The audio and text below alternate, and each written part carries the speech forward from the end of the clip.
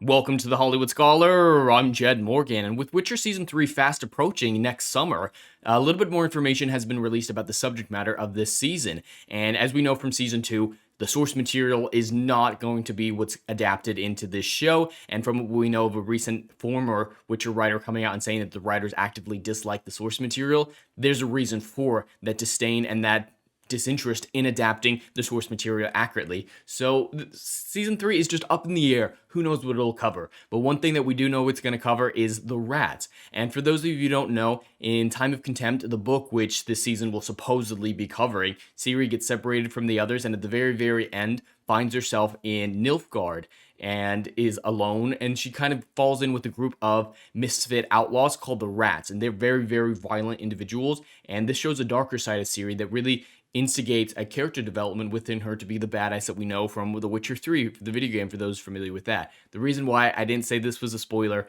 is because there's no way in hell that the show is going to accurately adapt those events whatsoever. So it's really up in the air, but the rats are going to be involved in one way or another, and if you were adapting the books accurately, they really shouldn't be to that large of a degree. We know that these rats are going to be in episodes 7 and 8 of the series. That's a little too much because the rats are only introduced in like the last 10-20 pages of the book, because Ciri, when she finds herself in the southern Nilfgaardian desert, she's kind of captured by a group of traders, put in prison with the leader of the rats, and then the rats come and rescue the leader, and she kind of falls in with them at that time, and it's very, very end of the book. More Baptism of Fire, the next book, really shows their development, and I do love that part. Baptism of Fire is actually my favorite book in the entire series, especially because of how it develops Ciri with the rats. She goes through an interesting character development that I love. But the rats, they're really not that interesting enough for their own spin-off. They're very Robin Hood-esque, just way more violent. And there's just not really a point for their own spin-off, especially if it's going to take place in between the books. If it takes place in between the books, this will actually be a Ciri spin-off rather than a rat spin-off, because during that time in between Time of Contempt and Baptism of Fire, Ciri is with the rats the entire time. So is this a thinly veiled series spinoff where she gets her own series? In a perfect world, I'd be totally fine with that because I love Ciri. She's my favorite character. But this isn't a perfect world. I imagine that there's going to be some identity politics, feminist propaganda shoved into it, and it doesn't help that there's a strong lesbian relationship in the books during this time with the rats that I love. It's developed so well.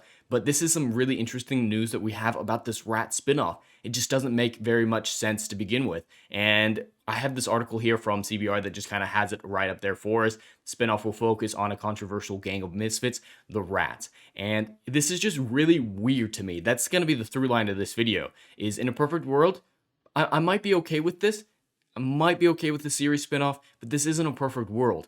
I just don't see enough interest following a group of misfits. If it is a prequel with no Ciri involved, no one's going to watch it, especially after the departure of Henry Cavill at the end of season 3. This is just a very, very strange choice for spin-off. Now, it could be good. I'm not going to say it can't, because I really enjoyed Nightmare of the Wolf anime that they did last year, but it's just the strangest choice for spin-off. And we have more information here from the Redanian intelligence that just has it all together, and there's some interesting things in here. So yeah, the rats, already covered their backstory a little bit, and we have some casting here. Now this is Missile. She's actually the one who's involved in this lesbian relationship with Ciri. I love their relationship. I'm just worried about the weaponization of their lesbian relationship by Netflix for some identity politics reason, a weaponization against the fans to beat them over the head with it, to virtue signal to them that they're the bestest ever. I'm very, very worried about that portrayal. If they do it accurate to the books, we're all good. Love it. And interestingly enough, this is one situation where I'm totally okay with the race swap. Well, it's not technically a race swap because we don't know Missile's race. I don't believe they actually mention it in the books.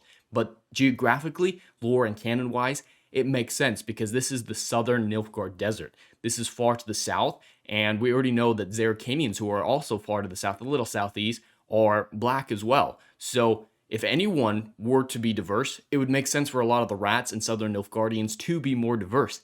It's crazy. If it makes sense within the world, fans are okay with it. I know, it's crazy, right? So, no problem with her casting. And this guy, he's very young for the character that he's playing, Kalen, but he looks just like the artwork that's been done for the books before. Very well described. I'm very, very concerned that apparently his previous credit is Rings of Power, which is not a good thing in my book, but he looks the part at least. So right now, don't really have any problems with the main two rats casting. There are a couple of other side rats that don't get a whole lot of development that I'm concerned about, and it's specifically this person. Just imagine this person as a medieval individual. Might be all right, might not. I'd need to see this person in costume, but a little concerned about what that's going to look like.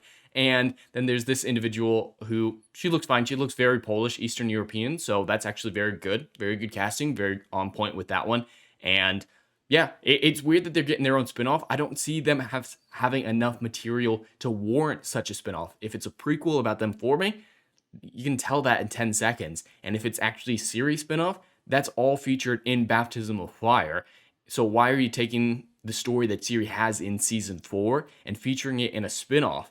And especially if there's going to be a new Geralt in season 4, why would you want to take focus away from the spin-off characters that could support the recast for long enough for people to get used to Liam Hemsworth?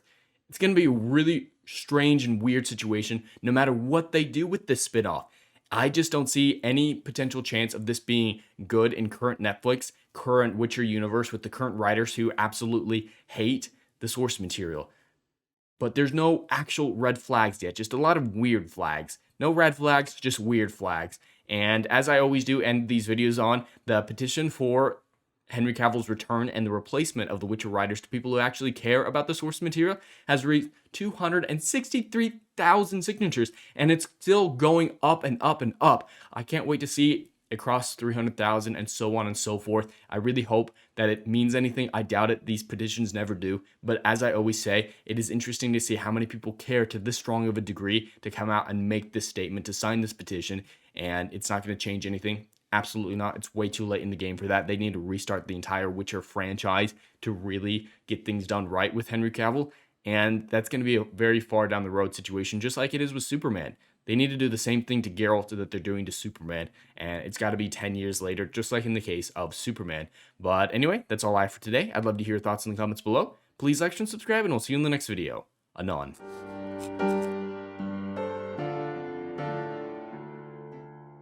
Hey, yo, are you feeling what I'm doing up in here? Oh, I know you are. Do you miss all the good, compelling stories that we used to get back in Hollywood that they ain't putting down no more? Oh, I know you missing it.